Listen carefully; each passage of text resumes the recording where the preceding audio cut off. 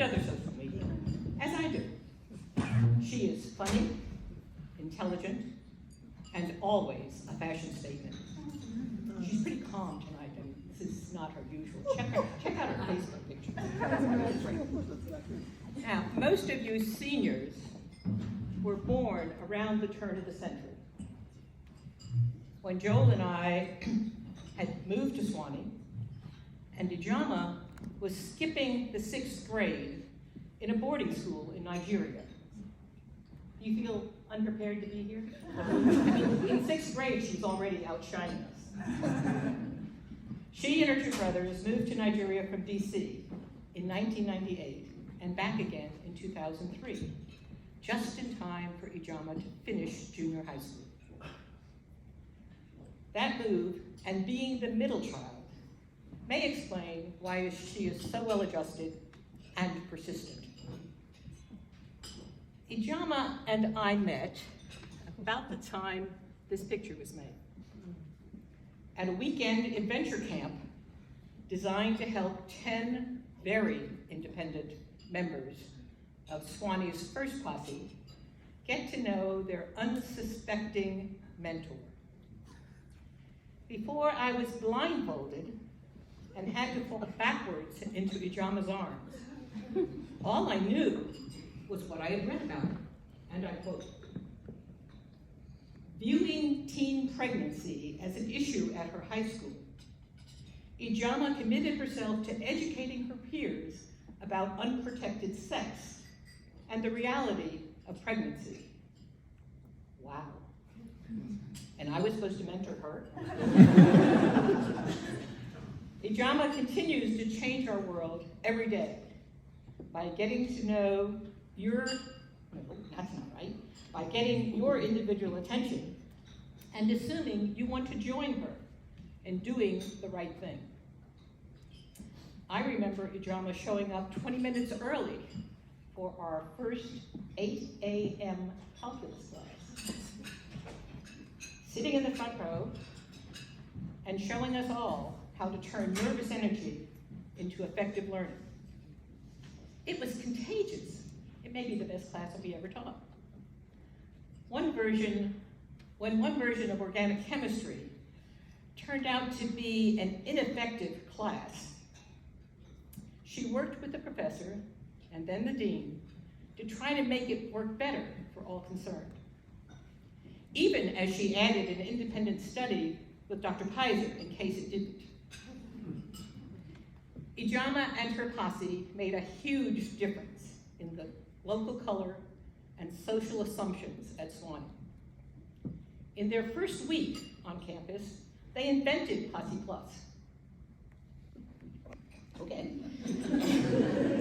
And a bit later, Ijeọma teamed up with Theo to DJ a radio show, and then to invent effective campus-wide programs for the Multicultural Center, which may have included that huge and successful protest when the Regents were on campus. Now, as the First Lady of Sewane, that was a bit awkward. After 5 internships in New Haven, DC, and Boston, Ijeọma earned her master's degree in human development and social intervention at NYU, of all places, and consulted widely before assuming progressively more intense jobs in which she managed data for DC Promise, the Boston Public Schools, and now the DC Public Schools. But I will let Ijeọma tell you those stories. Please join me in welcoming home the Deputy Chief of Data and Strategy for the Boston Public Schools, our very own Ijeọma.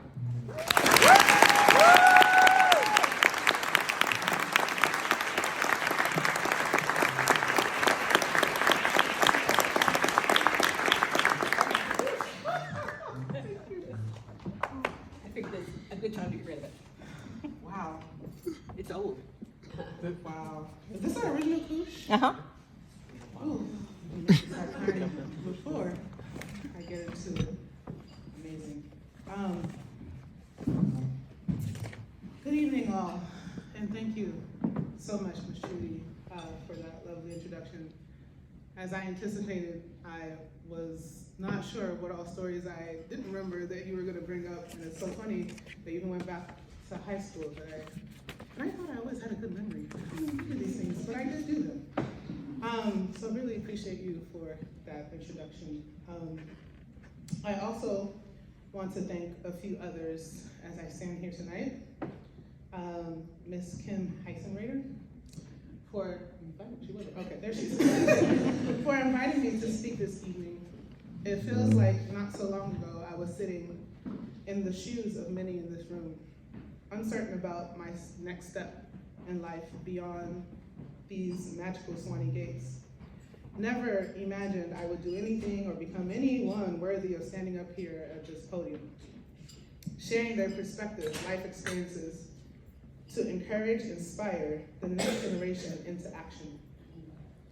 So you can only imagine exactly how truly humbled and honored I was by the request. I'm not sure what exactly led to that decision, if Kim made that decision in the room on her own, or if there was a committee somewhere that I should be thanking as well. Either way, I'm incredibly grateful for the opportunity to be here, to share what little nuggets I've been able to pick up through my journey to this point in my life and my career.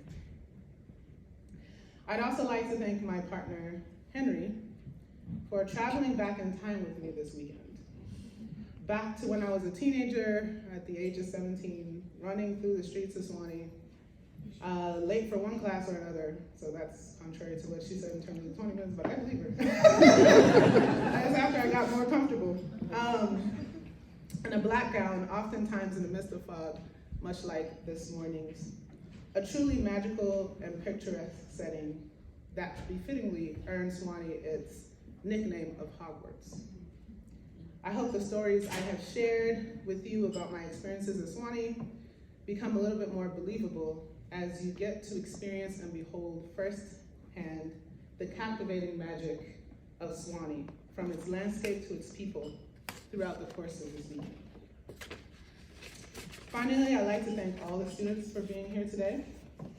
You literally could be anywhere, doing anything, like creating the next viral TikTok dance moves, like your Gen Z colleagues all over the world are currently doing, I'm sure.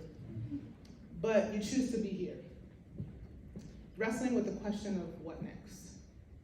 So I hope my words today bless you in a way that has Kim, 15 years from now, sitting in that same room with or without those other people on the committee, watching the story of your life unfold in a way that you never expected, as she reaches out and invites you to come back to this very room to speak and inspire that next generation of Sewane grads.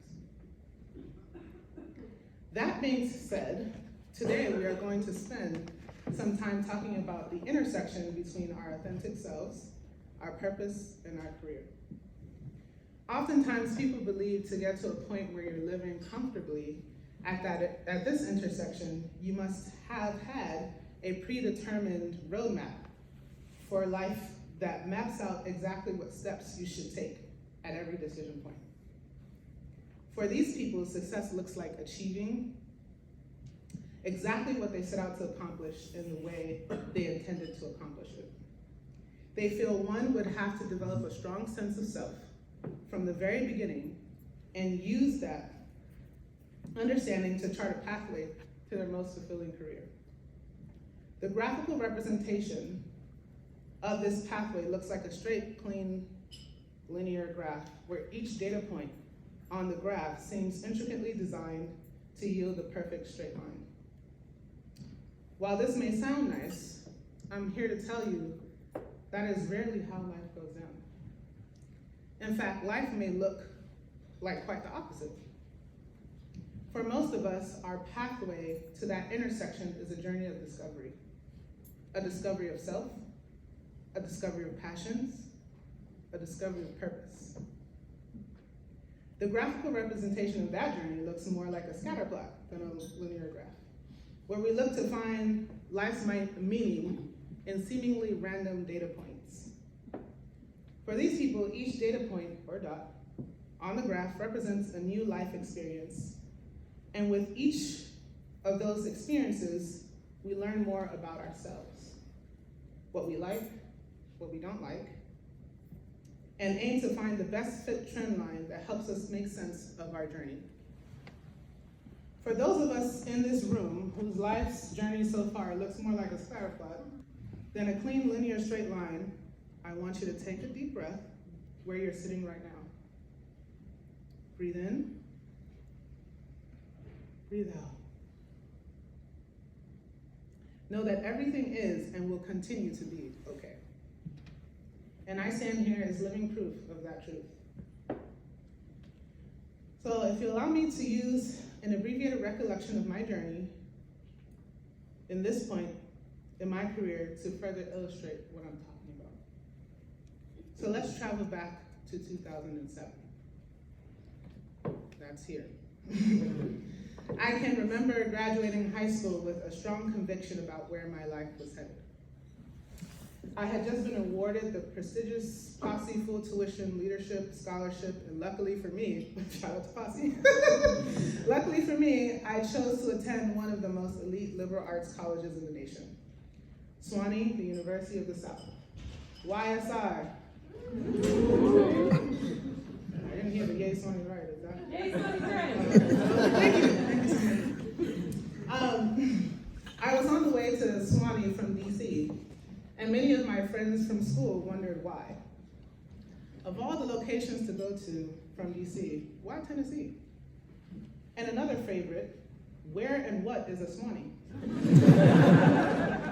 Truth be told, one of the only reasons why I even consider Sewane as an option, as opposed to other Posse schools closer to home, was its well-renowned pre-med program. You see, I was born to Nigerian immigrants, and at the time, they had a particular notion of what they considered to be successful careers, based on where they came from. There are only a handful of things one could aspire to be that made sense, and most importantly, that made money. Those were your doctors, your lawyers, your engineers, etc. And I wanted to make my parents proud, especially knowing the sacrifices they made daily to ensure I was able to focus on my education. Working 2 to 3 jobs to make ends meet, so I didn't have to work through high school like many of my friends did, in order to keep our family financially afloat. So you see, I was going to be a medical doctor to make my family proud, and there was no way anyone was going to convince me otherwise. Come hell or high water, my life was going to look like that clean linear line graph, and couldn't nobody tell me different. When I finally got to Sewane, I signed up for your typical pre-med courses, biology, chemistry, etc. But as I'm sure as you know, a huge part of going to a liberal arts college is the fact that you get the opportunity to take courses outside of your major. So I reluctantly signed up for other courses outside the hard sciences like psychology, philosophy, and education. During my time at Sewane, I also had the opportunity to take independent study courses and work with professors on various research projects. As part of my education course, I got a chance to work with students in Franklin County High School, down the mountain, providing in-class support for students in a biology classroom. As part of my psychology course, I got to support the implementation of research programs in partnership with local elementary schools aimed at addressing childhood obesity. So shout out to Dr. Helen Bateman, which I heard is still here, which is amazing. He eventually became my faculty advisor. These experiences showed me just how much I enjoyed being in a school setting, where I get to interact with students. I found myself more excited and passionate about that work, as opposed to my experiences in biology and chemistry, running polymerase chain reactions, aka PCRs, with Dr. Summers. And I had this joke of, I also want to just, take a moment to apologize and render my sincerest apologies to her, as I'm sure I set her research study way back with the kind of help I was providing in her lab. And although I absolutely adored Dr. Bordley, who was my chemistry teacher, I'm sure he had to brace himself each time I walked into the lab, not knowing what unexpected chemical reaction Ijeọma was going to set off that day. But of course I could. We all loved him and he loved us right back double, whether or not we got the reaction right. Scientific catastrophes aside, as I mentioned earlier, I did find myself deriving more life from experiences in my psychology and education courses. The summer internships I applied for, mostly through Posse, and spring break volunteer opportunities I participated in through the Sewane Spring Break program were mostly in the field of education and psychology. By the time I was approaching my senior year, I realized I was still quite confused about what I wanted to do post-Sewane.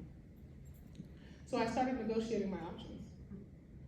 I remember running to Dr. Polisano's office, who was my self-described bonus mentor at the time, every 5 seconds with a different career that I felt could merge what I thought was my genuine interest in biology and my budding interest in psychology. I considered becoming many things, from a nurse practitioner to a genetic counselor. I had to look up what these things were. I didn't know what they were at the time. Until I finally landed at what I thought was a trifecta. I was going to become a clinical psychologist. This would merge my interest in psychology, biology, and education, because I figured I could be a clinical psychologist that worked in schools with students. Towards the middle of my senior year, I applied to clinical psychology programs and got into one, and deferred my attendance to engage in a gap year of service with an organization called City Year, which is an education-based AmeriCorps program, as I still wasn't sure clinical psychology was the route for me. During my year of service with City Year, I found myself being called deeper into the field of education.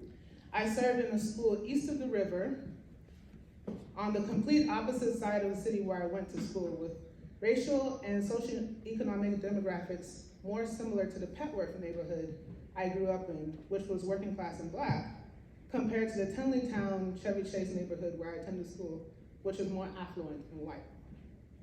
There's a whole background story about how I got to attend this school, given schools were zoned by neighborhood. So please feel free to ask me afterwards and I'll tell you. But some things in my city experience east of the river were the same as my school experience in Tenleytown. The pedagogy, unfortunately, hadn't advanced much, but the children were just as smart and full of potential. Yet, their differences were stark in terms of schools. The schools were resourced differently, and there were different narratives of success associated with each.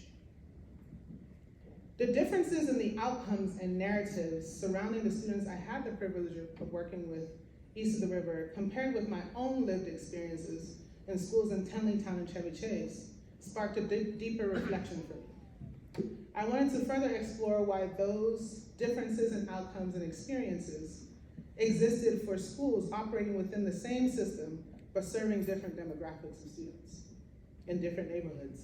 I wondered why the predominant narrative at the time explaining the difference in outcomes across the two schools centered on the racial differences between the groups of students, as if that had anything to do with their ability to learn or their potential, rather than the difference in the way the system staffed and resourced each school.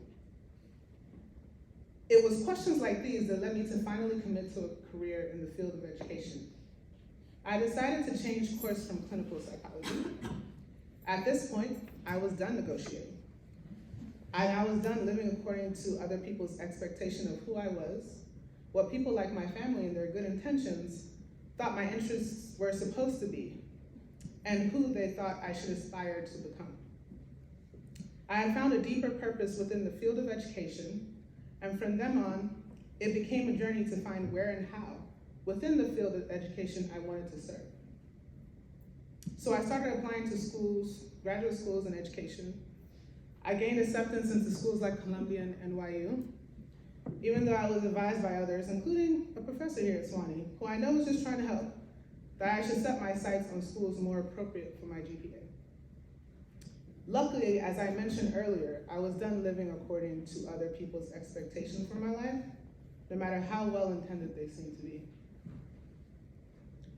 Post-City Year, I attended New York University Steinhardt School of Education where I studied applied psychology and majored in human development and social intervention with a minor in education and applied statistics.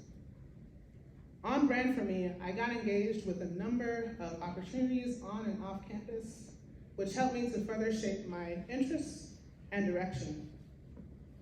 I remember participating in a protest in honor of Trayvon Martin, demanding justice for his unfortunate and untimely death. It was through this experience that I realized I had a particular interest in community-based advocacy. I started to see the connection between that moment and what initially sparked my commitment to pursue a career in education back when I was serving as a City Year Corps member, my passion to fight injustice. I started lending my skill sets in research and evaluation to do my part to eradicate the injustices and inequities that existed within our education system by consulting with education-based nonprofits across New York, Baltimore, and DC. And the passion I exhibited for my work, both on and off campus, earned the NYU Steinhardt Social Justice Award in my graduating year. Post-NYU, I participated in a fellowship with an organization called Education Pioneers, where I was able to further leverage the skills I gained in graduate school through consulting to analyze hundreds of hours of community conversations, highlighting what parents and community members across Baltimore City wanted to see change about their experience with the Baltimore education system.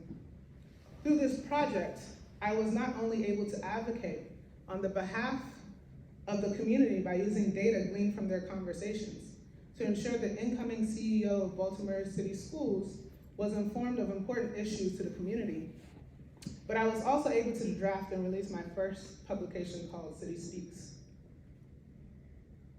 Following this opportunity, I served as the Director of Data and Evaluation for a federal anti-poverty and education-based initiative in DC that took a holistic, community-driven approach to transforming education.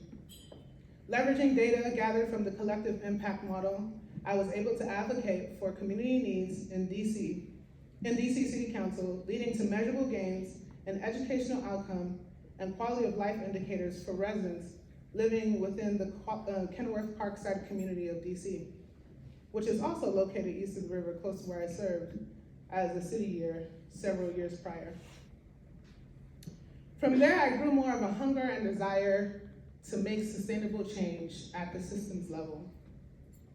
So shortly thereafter, I transitioned into working directly for a school district. In this new role, I worked with students in Boston that were identified as, with schools in Boston that were identified as high risk of failing our students, to examine the data and develop comprehensive plans towards rapid improvement. In Boston at the time, roughly 1/3 of the city schools had been designated as at risk by the state. And those schools serve predominantly Black and brown students.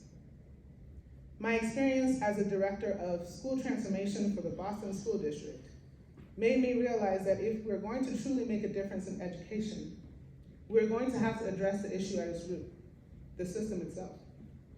Because it didn't make sense that the roughly 1/3 of the district schools could be labeled as at risk without there being a system-wide issue. I felt there must be things we were doing or not doing at the systems level that was leading to the disparities in outcomes we're observing across student groups. Therefore, in a commitment to fundamentally change the way Boston transformed and turned around its schools, my team officially changed its name from the Office of School Transformation to the Office of District and School Transformation, because we understood that sustainable change could only come from a systems level, district-wide approach. We knew in order to see the change we wanted, we had to shake up the status quo. Shortly after we made the shift as a team, the world went through a substantial shakeup of its own. Life as we knew it was upended by the COVID-19 pandemic. And at the same time, as we all found ourselves in a worldwide health pandemic, I also found myself involved in yet another fight for Black life with the unfortunate murder of George Floyd. I remember in that moment not only grieving for George Floyd, but also for the loss of the wide-eyed innocence of my younger brother, whose peaceful protests in DC came to an abrupt end when rubber bullets and tear gas was dispersed with reckless abandon into the crowd of young activists seeking a better society. I remember my brother texting me, "I got hit." And immediately my mind flashed back to those moments in New York when maybe I was a bit more naive than I am now.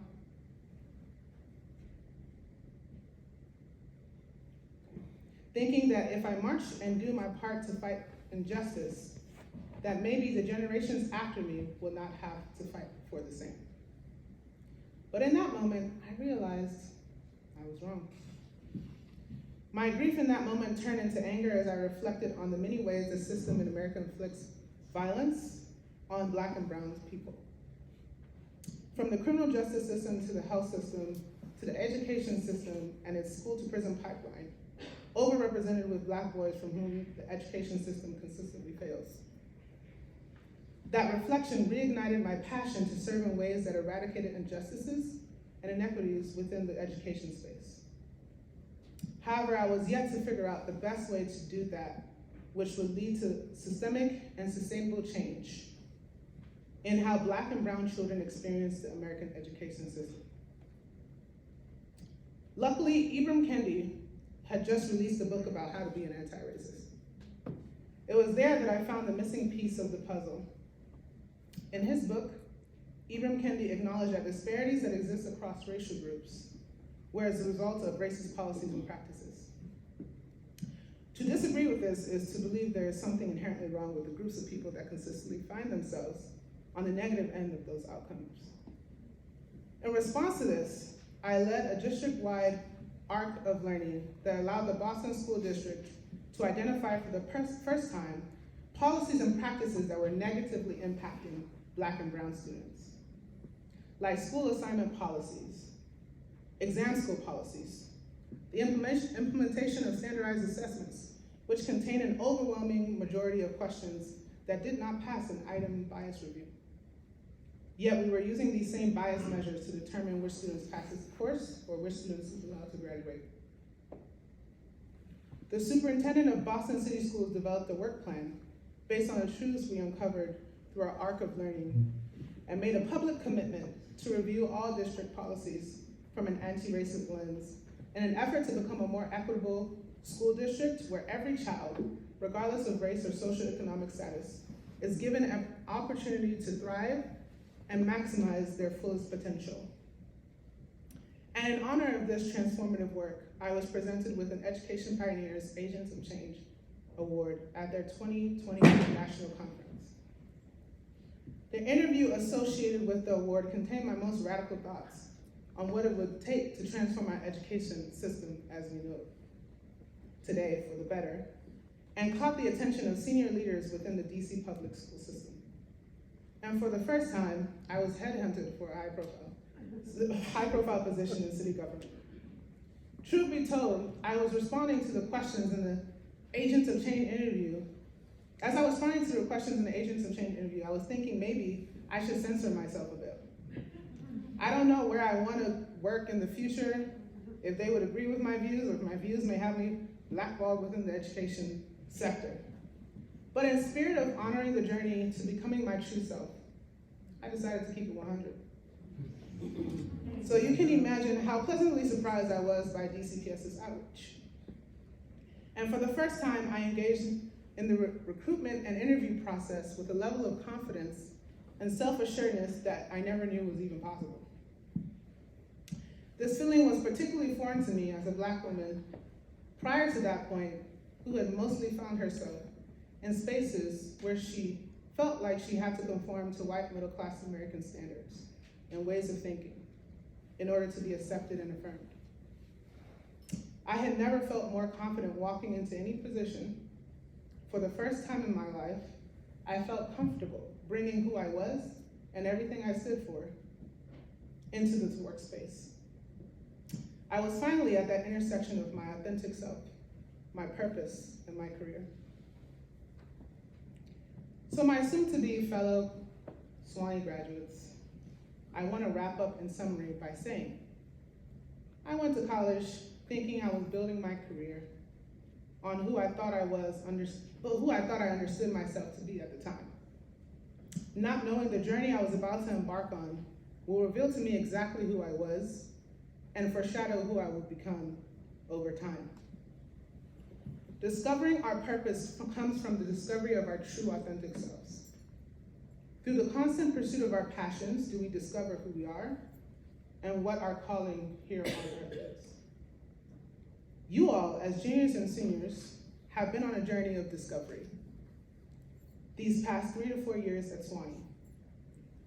Hopefully, reflection on lessons from your journey so far has brought you closer to your authentic self, like it did for me.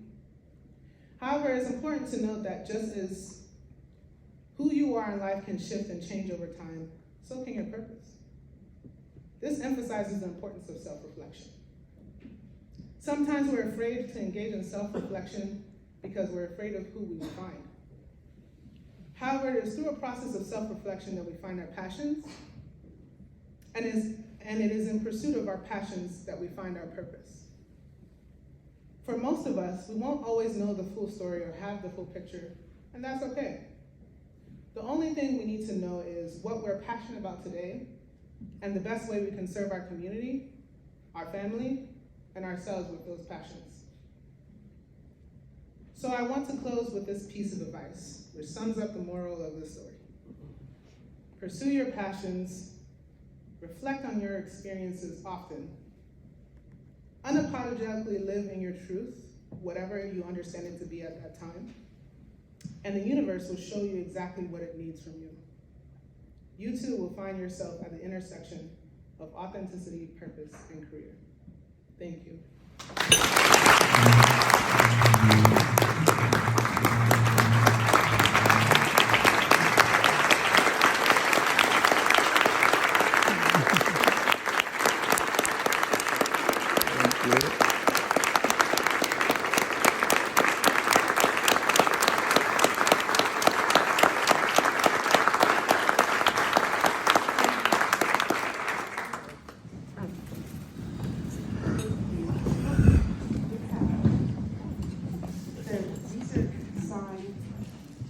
Treasured and beloved Sewane faculty members and authors have two pretty amazing new books, and they each signed one. Oh my God, thank you so much. Oh, this is amazing. Thank you. Thank you very much.